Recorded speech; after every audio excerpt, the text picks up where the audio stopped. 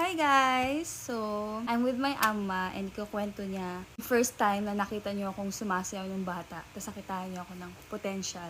Ay, nung una kong nakita si Sheena na sumayaw, eh, matigas ang katawan niya.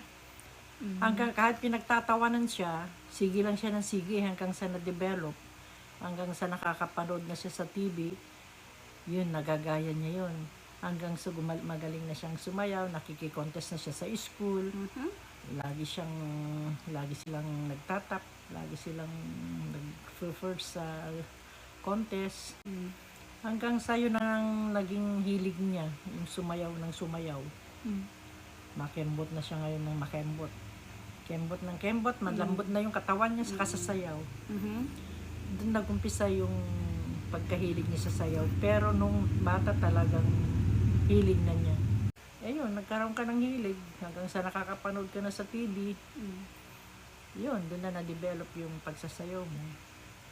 Hanggang sa gusto mo nang pumunta sa TV at gusto mo nang sumayaw doon. Nagawa ko na ngayon. Yan, Yay! nakuha na yung pangarap Lapit tayo, mo. group hug.